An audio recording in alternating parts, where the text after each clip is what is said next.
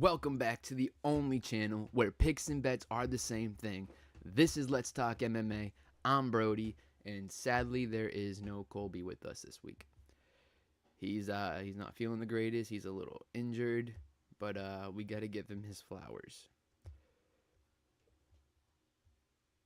If it wants to load. Does it not want to load? 1 second, guys.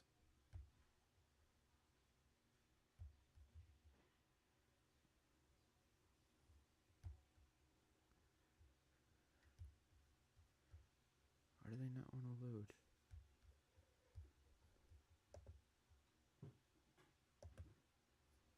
Why do they not want to load? Alright, well, I tried to give him his flowers. We will still do it, though. We will still do it. Real fast. Because I saved them. No, that's the wrong spot. Colby is, if my phone will cooperate, number 3 in most accurate pound-for-pound predictors, favorite predictors of 2026. He is number 8 in most accurate underdog predictors for 2026. He is number 8 in most overall profitable predictors of 2026. He is number 7 in most profitable favorite predictors 2026. Number 6 in most profitable underdog predictors. Number 9 in most profitable method predictors. And he's on a 6-week winning streak. That is crazy. That is my brother. But let's recap real quick what happened last week. Starting off, Stephanie Luciano, man. Crazy submission win. It was quick and easy, honestly. We all kind of saw it coming. Just want to make sure we're good. Yep, we're good there. All right.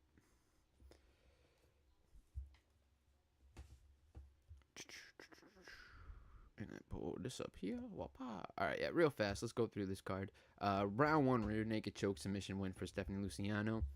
Me and Colby both called the sub there. We got that right. Then we got a round 1 knockout TKO win for Jovan Leka. I said round 1. Wasn't sure how he'd do it. Dude, that was a crazy liver kick that just put down Popek. Dude, Popek had no power.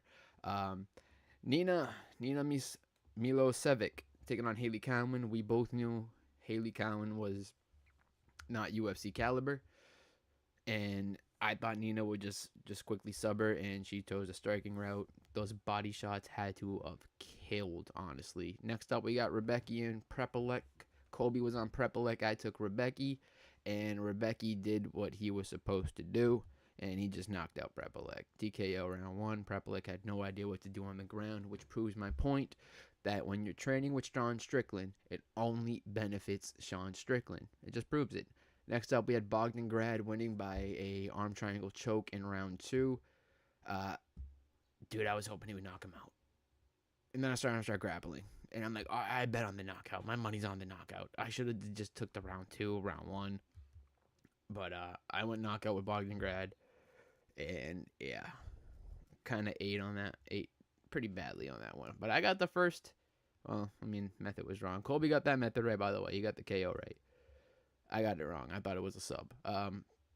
Here, we both went KO for Grad. We thought he'd just come out and knock out Bazooka like his last fight did, but I should have understood. I should have went with the method. When it's decision, sub, it's always a knockout loss next.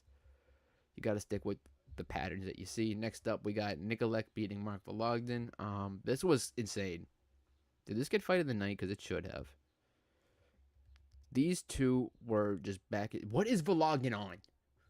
Like, what is this dude on? The amount of strikes that he takes to the face, his chin can't last much longer. Like, this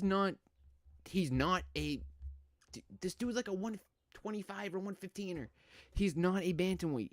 He's a flyweight. What is that? What's 115? Adam? Like, he's not. No, it's strawweight. He's not a bantamweight. He's just not. This dude needs to reduce his muscle. He has to stop taking what he's taking because it's not going to help him. Dude's getting pieced up all the time. He's just not getting knocked out. Eventually, his chin will fail him. Always bet against Vologdin. Always bet on his opponent winning by knockout, but I had Nikolic by sub. I think Colby also followed me on that call, and it was a decision. Vologdin, I mean, I honestly think the only way to beat Vologdin is decision or submission. There's going to be one guy eventually that will knock him out, but I just don't see it being soon. It will be, it could be, I don't know. Michael Oliveira, this dude's special, honestly. Colby was right about this one. Oban was throwing hooks left and right, and Oliveira just caught him right down the center. The thing about Oban, too, is once you hit Oban, he wants to exchange more, and as soon as Oliveira hit him, Oban wanted to go, and Oliveira let him have it. This was quick fight. Tawfiq, my underdog pick, one of them. He came in, man. He came in. I threw $100 on him right before the fight started. Tawfiq Musayev to win round 2. I did not have that. I didn't have the KO. I did have a decision parlay in there with him. But Tawfiq, he's pretty nasty, man. Pretty nasty. Carries some power. Did not know that much about it. I knew he was a lot of a grappler. I didn't know how much power he carried. Noah taking on Milos. I was on Milos. This dude, yeah, he got subbed quick. Noah might be like a submission Axel Sola type, or maybe, I mean, Axel. We saw what Axel did doing his last fight. He got a Darce out of nowhere. Yeah, I'm thinking Noah could be something special. I guess I gotta remember when it's French versus shit, you take the French, but always favored French regardless. And it looks like Milos was just all hype along with Shepo here. Dude, Urbina took one to the chin. He got up. He stayed protected. He kept going. And Seppo tired out and got caught. Urbina just caught him with one. Kind of like what... No, I'm not even going to pair the fight. I was going to say like Izzy and Pereira, but it's not even close. No, Urbina was hurt. Urbina was getting lit up, but Seppo did not have the cardio. He unloads everything in hooks. And if we followed Seppo's hook throwing, kind of like we did with Oban's, we probably would have got this fight right too. But I was on the Seppo train. Colby was on the Seppo train. We were following the hype on that fight. We thought he was really good. Dude's a freaking knockout, man. But Urbina sucks too. Urbina sucks. Seppo's career is already done. Dusko let me down. Dusko let me down big time. There's not much just to say about that. I think Valentine's absolutely terrible. It looks like Dusko's worse. Maybe it was just an off night. I don't know. I don't like Valentine at all. Moving up, Tibera. They held my Tibera down, man. I swear to God, they're in the back telling this man not to wrestle, not to grapple. So he's out there trying to strike. And then what happens to him? He gets held against the cage in round 3. Just held. Rakic, his power's not there at heavyweight. It's not. Tibera was eating shots. And he was going through them. And he was coming back. And he was fighting. And he was doing his ass hard. His power isn't at heavyweight. It's just not. He could have looked good. He still gassed out in round 3. He was tired as F. And he was holding on to Tibera for dear life. This one hurt. This one hurt. Jan's done. I'm not saying Sterling's great. I'm saying Jan's done. The chin's done. The chin's gone. If Sterling's putting you down, the chin's gone, man. He does not have the power of Carlos Ulberg. And I don't know. Jan has taken a lot of beatings in his last few fights, but I didn't think it was that bad. Jan should hang him up. I respect the man, respect the legend. And I still think Sterling sucks. In the main event, Uros Medic made it look quick, made it easy, was sweat-free. Round 1, Uros Medic, KO, plus 120. I threw like $169, 160-something bucks on it. And then I also threw another $100 on the fight to end round 1 KO. Me and Colby both got this one right. We got this one wrong. Colby got that right. I got that wrong. We both got that wrong. So yeah, we had some bad calls this one. But this card, we're gonna have some great calls. Let me just get rid of all these tabs up here. All right.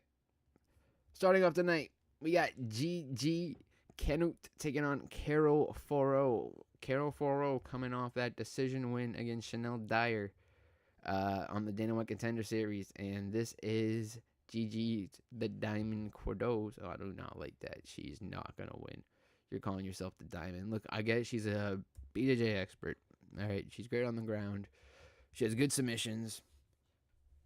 But Chanel Dyer tried taking down Carol Foro 11 times and didn't get one of them. I believe in Carol's takedown defense. Her striking is there. Look what Dyer just did in her last fight. So Carol's striking is there. She can take a shot. She's tough. I don't think Gigi is going to know what to do once the grappling doesn't work. So haven't done much research yet on this fight. You know, it's just got added not too long ago. I think it was today or yesterday.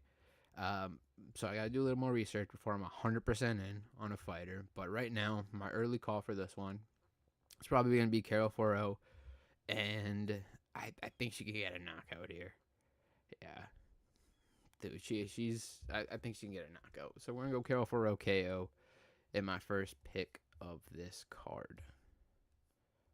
Moving on up.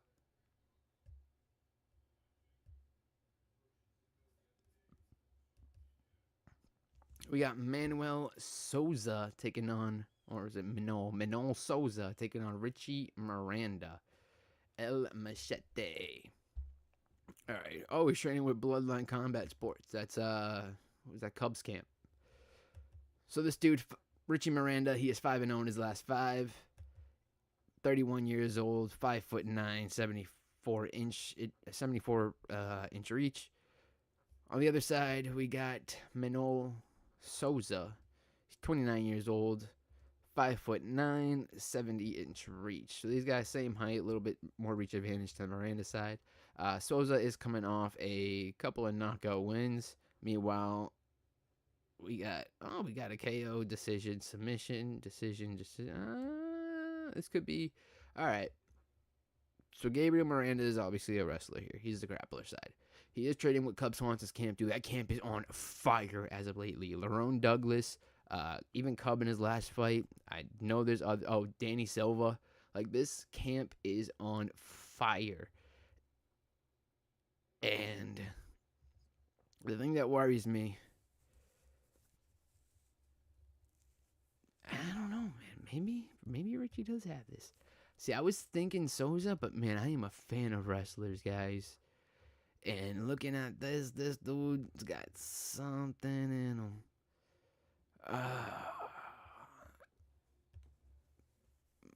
But then Souza in his fight against Oki was trying to grapple him, and he held out fine. So it's like, how good really is? Alright, let me see if I can do some side searching real quick.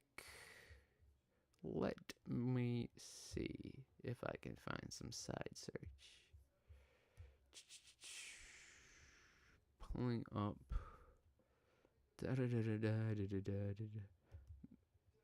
Alright. Alright. So Manol Souza, about half positive, half striking differential, 60% takedown defense. See, that's what I'm looking for. 60% takedown defense, and he's still averaging some subs. Miranda could be in some trouble here. Miranda could be in a lot of trouble in this fight.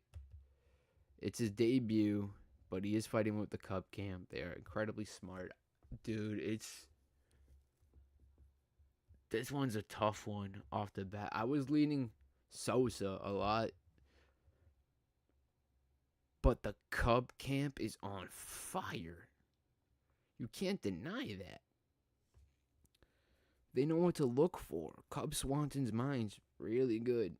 Dude's great at this. 13-1, 14-1. Who do you go with? Who do you go with? I'm gonna go with the guy. Oh, damn it, dude. Damn it.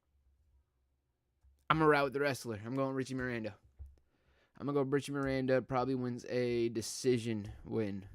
I think Souza's gonna keep trying for the knockout. I think the takedown defense is gonna eventually fall. I think Miranda's gonna have more of the ability. He's gonna have, dude. He'll be willing to strike. If you're coming from Cubs camp, you're gonna be willing to strike. And as soon as I think Souza starts to overthrow, it's gonna be the level change. The level change, the takedown, the clip the wings. I think I'm Richie Miranda. So give me Richie Miranda. Give me a decision win. Confidence low, but I back my wrestlers, man.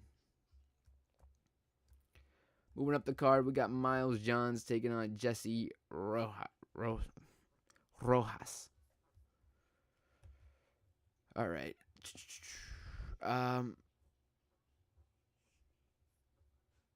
Jesse Rojas, man, making his UFC debut. He is the brother of Chihuahuas, Raul Rojas Jr. See, there's something fishy to me about this. This seems too easy just to be like a sub call. It honestly does. Like, this seems like a level jump from his last few fights. I mean, Miles Johns, dude, he might have lost his last few, but this dude's gone tooth and I mean, he was just subbed by Daniel Marcos. Didn't they just cut Daniel Marcos? Split decision with Gene Silva. Everyone seems to go to split decisions with Gene Silva. Lost with Felipe Lima. Lima's a great rookie on the come up. This seems too easy to be a Rojas sub, right? There's no way his grappling is good enough to take on Miles Johns. I feel like Miles Johns is defensively sound. I feel like he's a good fighter. I feel like this is going to be like his y'all forgot moment here. Am I going to be on every underdog this card? Oh, he's a favorite. Yeah, I didn't look at odds yet, guys. Honestly, as you can see. Yeah, give me Miles Johns. Give me Miles Johns to win this fight.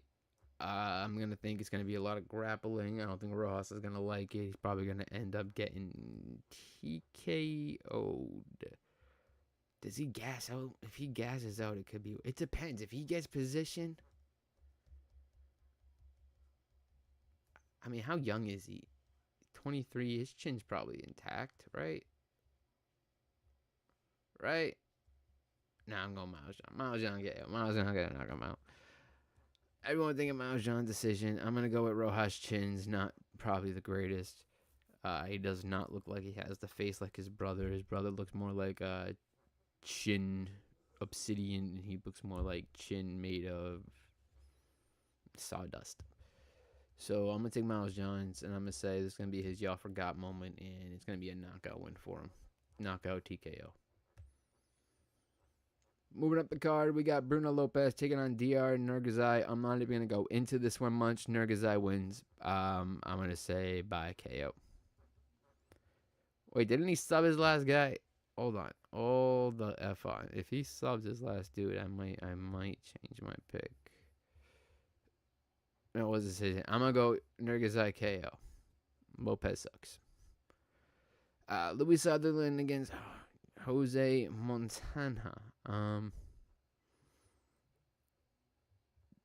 Yeah. I think I'm taking Louis. But like, oh, wait a minute.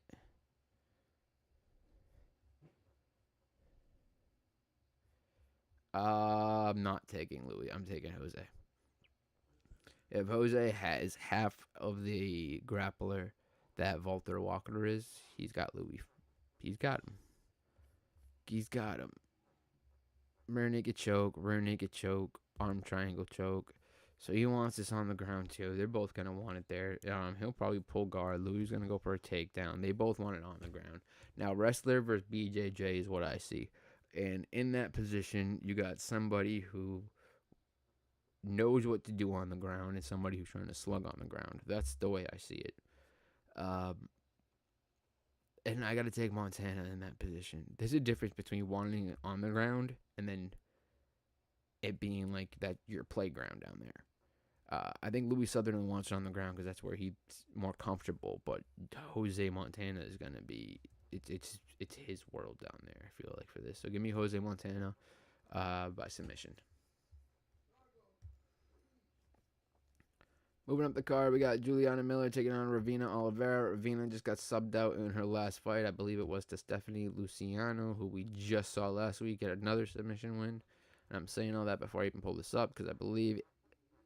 Oh, it was 2 fights ago. That's right, she got knocked out by Dyer.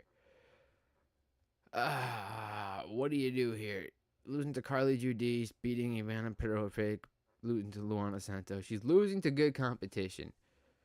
How highly do you rate a 3-fight losing streak? Hasn't won one UFC fight. Lost to Tanaira Lisboa. Lost to Stephanie Luciano. Lost to Chanel Dyer, who just... That was Dyer's first fight. She got knocked out. I think Juliana Miller wins this, honestly. I think a submission win is very live. Ravina Oliveira, not very good, especially on the ground. So I see Juliana Miller taking her down. Oliveira accepting position. And it just be in Miller's world for a bit. This could be a decision. This could be probably a submission. I'm going to go Juliana Miller to win this by sub. Some of these fights don't got to go much into. All right. Bias pick. Very biased pick. Okay? Steven Asplund, baby. We're going Steven Concrete Asplund by knockout. Gamrot Pat, man. Dude's terrible. Dude couldn't unload his hands. He wouldn't let nothing go in his last fight. And he lost to Thomas the Train Peterson. Okay? Asplund is a non-stop monster. I disagree with this Victor Petrino fight. Victor was dropped a lot in that fight. All right? I agree that this should be 8-1. All right, that's how I see this. 8-1, taking on 6-1, and this dude just lost his second UFC fight by a decision to Thomas Peterson. All right, Asplund is gonna knock out Pat. He's gonna knock him out. This fight against Alan Fry wasn't that good either. It really wasn't. His chin might be able to withstand a little bit. But the cardio, the pressure is going to get to him. He's going to break. So give me Asplund. The amount of strikes this man throws is incomprehensible to heavyweights. Honestly. It's crazy. This man's throwing at a remarkable clip. I'm getting teary-eyed about it.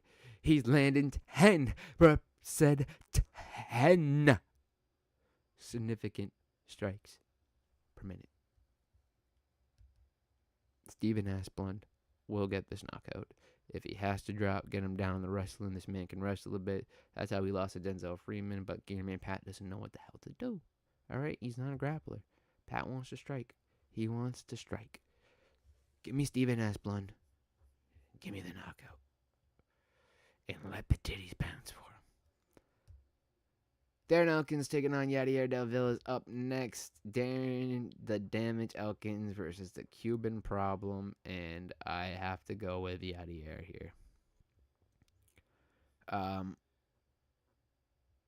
Dude was knocked up by Erosa pretty quick. Like, Elkins was hurt for a while in that fight. He, didn't recover. And that's the issue here. If you're not going to be able to recover after getting hit, then what's going to happen? You're going to get put out. You could get subbed. All right, we can't count that fight. We know what happened with that. But you subbed. You can't count this. So I could see a lot happening here. Del Val's grappling is good. All right, it's not great. It's not fantastic. He's not Paddy the Baddie or Yusuf Zalal. It's good.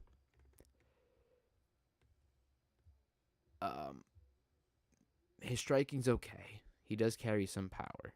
Darren Elkins is on the tail end of his career. This is a 42-year-old man, and I'm not going to fall into the same trap I fell into last week. I refuse. Uh, 42 might be the limit for fighters. So I think I have to go Yadier Delval. He's probably going to get a finish in this fight. He's been grappling a lot.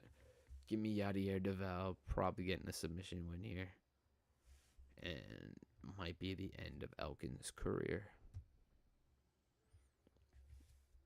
Moving up the card, we got Ty Miller taking on Billy Ray Goff. Ty Thriller Miller, man. He's going to get a knockout. And I'm going to do the math right here real quick for you. Where was it? Trey Waters, right there. Billy Ray Goff fought Trey Waters. Trey Waters has about the same reach as Ty Miller's going to have here. Trey Waters was just piecing up Goff. All right, he did what he wanted to do. The problem with Trey Waters is he's not the greatest. Ty Miller is way better than Trey Waters. Ty Miller is good. This dude's accurate in his striking. Great power. And he's going to have the height and reach advantage here. And I think he's going to just dust up Billy Ray Goff and knock him out. And we're going to follow the pattern here. What's the pattern say? Decision, submission, knockout. So give me Ty Thriller Miller and give me him to win by way of KO. If you want a round, I'm feeling round one. Next up, we got Amanda Lemos taking on Alexia Dainara. This is the featured fight of the night.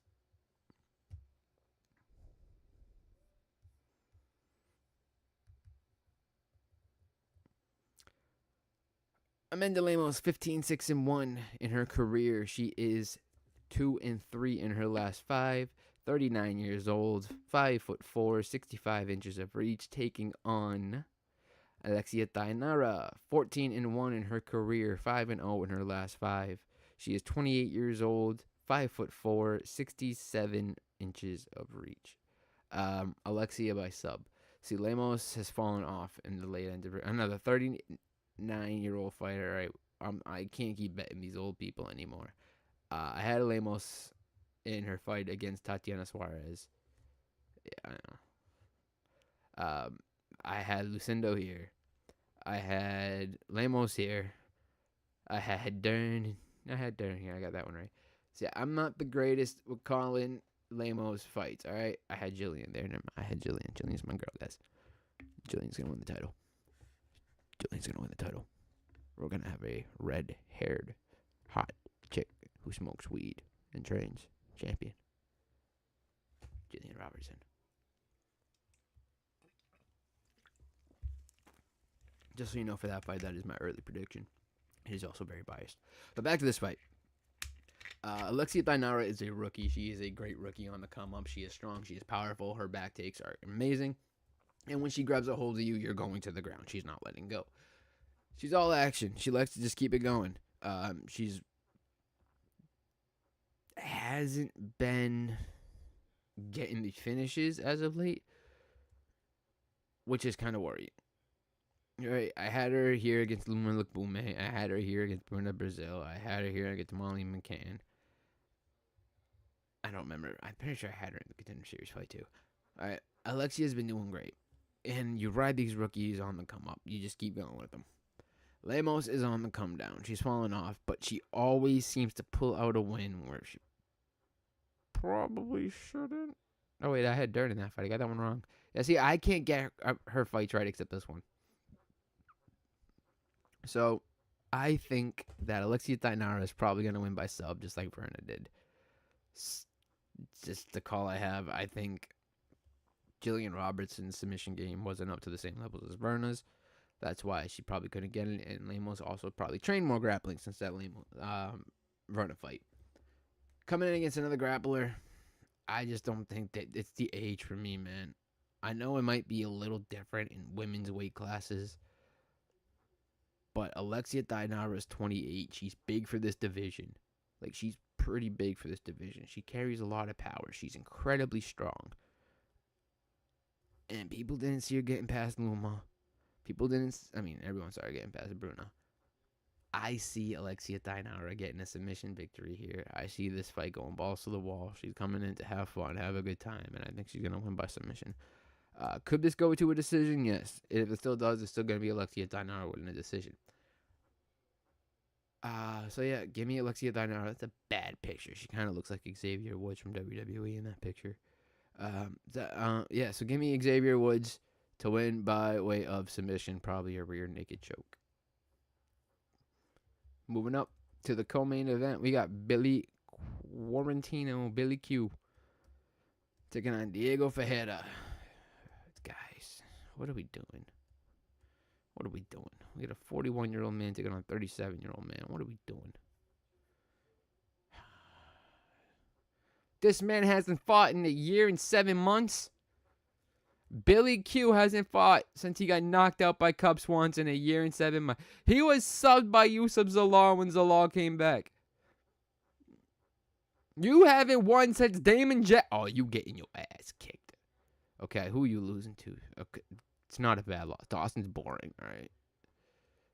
That's when Hernandez was on the come up. You knocked out Rebecca? Sorry if I'm loud, guys. I'm sorry. I'm a little shy. I looked at some things, not everything. I'm not 100%. Oh my God.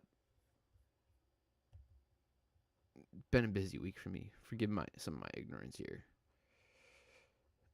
I didn't know he knocked out Rebecca. He's 41 though. I don't want to pick old fighters anymore. But I have to. Because Billy Q is awful. But I gotta follow the technique. Submission, KO, decision. I'm gonna say Diego Ferreira wins the decision over Billy Quarantino. Billy Armadillo. Billy Quarantino. Between Diego submission. Decision. Diego decision. Yeah, that feels right. They're old men. Quillen knockout. Can we just say show over now? Quillen knockout. We got the main event, guys. We got Mateusz Gamrot, 26-4 in his career, 3-2 in his last 5. Fighting out of Poland. He is 35 years old, 5'10", 70.5 inches of reach. Taking on Quillen Salkilld. 12-1 in his career, 5-0 in his last 5. Fighting out of Australia. He's 26 years old, 6 foot and 75 inches of reach. This man has height and reach advantage. Quillen is a grappler at heart. I know Benny had him in some bad spots, but Benny's chin's dust. And Mateusz Gamrot's chin ain't that far behind it, honestly. He survives by the grappling. Quillen is a good grappler. A lot of people, but see, I like Quillen's IQ. No one's talking about his IQ. His IQ is there. This man had hack press, worried about the wrestling so much. Hack press hands were fully down, and Quillen dropped him with a head kick.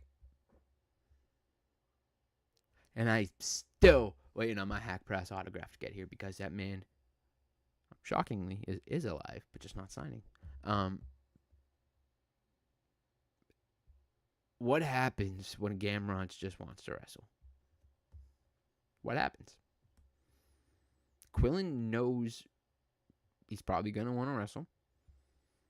Quillen probably knows that Quillen hits harder. Quillen probably knows that Gamrot's chin's not the greatest. Quillen probably knows what to do here. Back away from the grappling. This is going to be hard, but you got to get him when he comes in. And I think Quillen's going to. We saw what DDP was doing to Usman every time Usman tried to level change. He ate a knee for it. I think Quillen's IQ is up there. I think every time Gamrot level changes, he's going to eat something. Whether he gets the takedown, whether it's he just gets the lock, the body lock, and he gets his hands gripped, or whether you're just holding him against the cage, whatever happens, I think every time Gamrot shoots, he's going to pay for it. Because I think Quillen knows Gamrot's chin's not the greatest. I think he knows he wants this on the feet. It's where he is more likely to succeed. And I think he knows once Gamrot gets desperate enough that Quillen can latch up something and get him. No one's talking about Quillen's IQ. They're not. They should be. This man's smart, intelligent, dangerous. Quillen Salkilld is going to be a champion one day. He will be a champion one day. Whether it's this division or 170, I know it's basically Gaethje and I almost said Ilya. I know it's Gaethje and Islam right now. But Gaethje's going to drop it soon. This man has to retire eventually, and Islam's already talking about leaving. I think Quillen has a shot for either one of those belts. I get 170's a little harder. We got Protez, Morales, and Brodie up there. So I'd rather him stay here because he has it. He has it in him. Especially if Ilya goes back down to featherweight, which he should do. Quillen is the 155er champion to be. This is the rookie to watch in this weight class. And I'm taking him. Give me Quillen Salkilld to get this knockout, man. I don't trust Gamrot. I don't trust his chin. I know he lost. I mean, Hooker sucks. Just straight up. He got subbed up by Charlie. But I think it's just, I mean, when he gets out-grappled, he gets out-grappled. Oliveira was so much faster than him in that fight. That fight was quick, right? Round 2. Okay, I thought it was round 1. My memory had a little faster. And he's also been trading wins and losses since 2024. Boom, win, loss, win. So he should lose this next fight. And I think the UFC, I mean, what do they get if Gamrot wins here? Not much. They want Quillen to win here. They want Quillen to be the next star on the rise. Gamrot's on his way out. Like I said, I'm done picking old men. I really am. Gamrot's going to try to wrestle. He's going to try to grapple, hold on for his life. That's all he can really do. Quillen's not dumb. He's not going to let up. He's not going to put himself in a dumb spot. He's going to be safe. Like I said, dude's IQ is high. Give me Quillen Salkilld. Give me the knockout. And with that concludes this show. Thank you all for tuning in, whoever stopped by to watch. Thank you for the rewatchers. But yeah. Catch you guys next time. And have a good night. We will follow us on Discord, like, comment, subscribe. I'm probably forgetting something. Colby's don't like that, usually runs it all, as you guys know. And when it's in mind control, it always gets a little shifty and ifty and kind of thing. But thank you. Have a good night. Good luck this week. And no video Friday on YouTube. For those of you who know. For those of you who don't. Figure it out. We will see you maybe. They think we have a video tomorrow? I have no idea, dude. Alright, I'll talk to you guys later. Peace!